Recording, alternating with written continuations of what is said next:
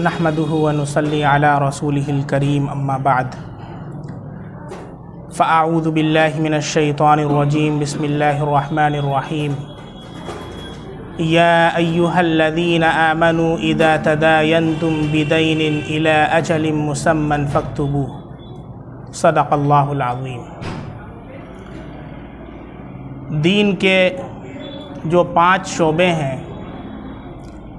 ईमानियात, इबादात, मुआमलात, मुआशरत और अखलाकियात, इसमें से तीसरा शोबा मुआमलात का है, जिसके अंदर अच्छे अच्छे लोगों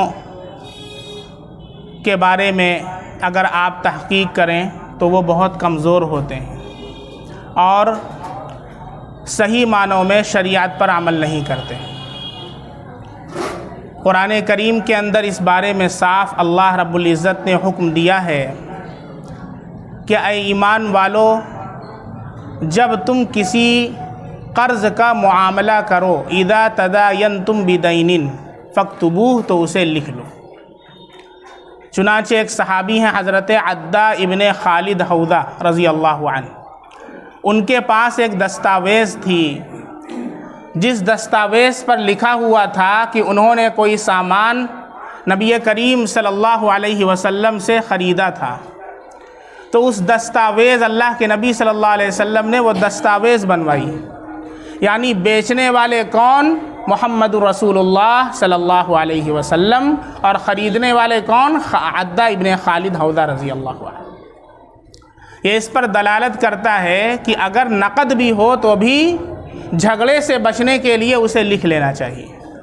कभी ऐसा होता है कि सामान कर्ज़ होता है कि सामान लिया लेकिन रकम उधार है, तो उसे भी कुरान कहता है लिखो, ताकि आगे चल कर के झगड़ा न हो। कभी इसके बरअक्स होता है कि पैसा दे दिया और सामान उधार है, इसको शरीयत में बैए सलम कहते हैं। शरीयत में इसे बैए सलम कहते हैं कि हमने पैसा दे दिया और सामान को उधार कर दिया कि भाई 1 महीने में सामान हमको मिल जाए।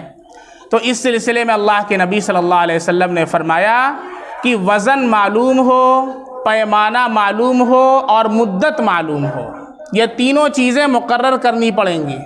ये नहीं कि बस मुकर्रर कर दिया सामान हमें चाहिए, कब चाहिए कुछ पता नहीं, कितना चाहिए कुछ नहीं मालूम। मसलन आपने चावल ख़रीदने के लिए पैसा दिया और ये कहा कि मुझे 1 बोरी 10 किलो वाला चावल चाहिए। अब चावल में कई क्वालिटी होती है, बासमती चावल है कि वो दूसरा चावल है, उसकी क्वालिटी भी मुतय्यन करना पड़ेगा। ये सारी चीज़ें मुकर्रर करके उसको लिख लिया जाए ताकि आगे चल कर के फ़साद और झगड़ा पैदा न हो। इस्लाम इसकी हमें तालीम देता है। अब हम अपने मुआशरे पर गौर करते हैं और देखते हैं जो इतने झगड़े पैदा हो रहे हैं, भाई भाई के अंदर जो झगड़ा हो रहा है वालिद की वफ़ात के बाद, उसमें मेन जो रीज़न है और सबब है वो यही है कि हमने शुरू से मुआमलात को साफ़ नहीं किया। फॉर एग्ज़ाम्पल, वालिद साहब ने कोई बिज़नेस शुरू किया, कपड़े की दुकान खोली या कोई दूसरी दुकान उन्होंने खोली और उसके अंदर जो लड़के थे उनको भी शरीक कर लिया।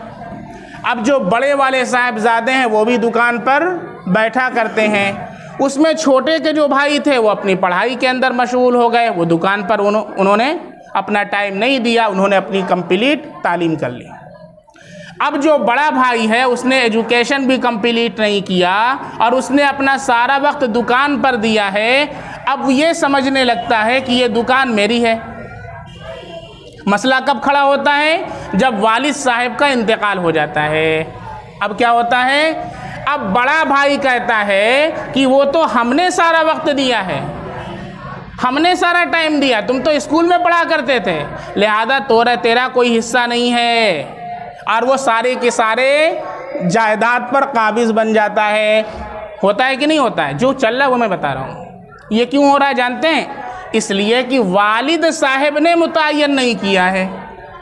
वालिद साहब ने जिस बच्चे को अपने साथ दुकान में लगाया है उसकी हैसियत मुतय्यन नहीं किया है। वही वालिद साहब की जिम्मेदारी थी कि वालिद साहब मुतय्यन करते कि भाई तू मेरे साथ जो दुकान पर काम कर रहा है या तो तू एज अ पार्टनर काम कर रहा है, पार्टनर का मतलब समझते हैं, शरीक है कारोबार में, इसका जो मुनाफा होगा उसमें से 30% तेरा होगा और बकिया मेरा होगा, मुतय्यन कर ले।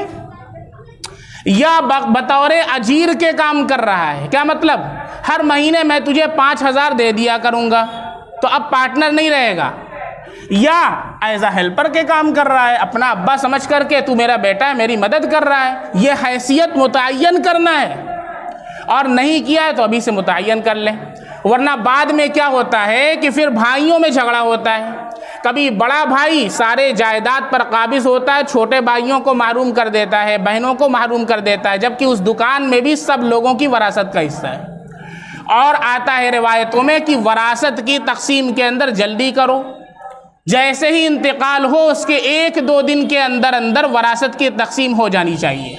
लेकिन हमारे मुआशरे में सारी चीज़ें होती हैं, सारी रसूम व रवाज की जाती हैं, 40वां किया जाता है और पता नहीं क्या क्या हम लोगों ने इजादात कर ली हैं, लेकिन नहीं करते तो जो शरीयत ने फ़र्ज़ किया है यानी वरासत की तकसीम नहीं करते। मेरे भाई, शरीयत के अंदर मय्यत के माल से 4 हुकूक मुताल्लिक होते हैं। सबसे पहला हक़, जब किसी का इंतकाल होता है तो उसकी तजहीज़ व तकफ़ीन की जाए, उसके माल से तजहीज़ व तकफ़ीन की जाए, उसमें जो ख़र्च है उसे पूरा किया जाए। फिर उसके बाद दूसरा नंबर क्या है, उसके कर्ज़ को अदा किया जाए, अगर उसने कर्ज़ लिया है तो उसके कर्ज़ को पहले अदा किया जाए। तीसरा नंबर तुनफ़्फ़ज़ु वसाया, उसकी वसीयतों को नाफिज किया जाए, अगर उसने कोई वसीयत किया है तो उस वसीयत को 1/3 माल के अंदर नाफिज किया जाए। और फिर चौथे नंबर पर जो उसके वरसा हैं, उन वरसा के अंदर वो जायदाद या बैंक बैलेंस जो भी उसने छोड़ा है, हत्ता कि जो प्लेट है, बर्तन है, पतीली है, सारी चीज़ें शरीयत के मुताबिक तकसीम कर दी जाएं। ये है इस्लाम और शरीयत का हुक्म। अल्लाह रब्बुल इज़्ज़त हम सब को इस सिलसिले में अमल करने की तौफीक अता फ़रमाए और मुआमलात को साफ़ करने वाला बनाए।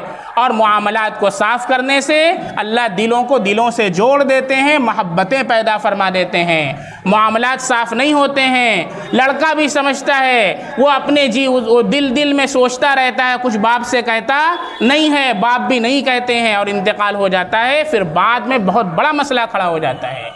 इसलिए रिक्वेस्ट है, दरख्वास्त है कि शरीयत के मुताबिक अपने कामों को हम करें ताकि अल्लाह रब्बुल इज़्ज़त हर चीज़ के अंदर आसानी पैदा फरमा दे और हमारा मुआमलात का जो बाब शरीयत का है अल्लाह उसके अंदर भी हमें दीनदार बना दे। व आखिरु दावाना अनिल हम्दुलिल्लाहि रब्बिल आलमीन।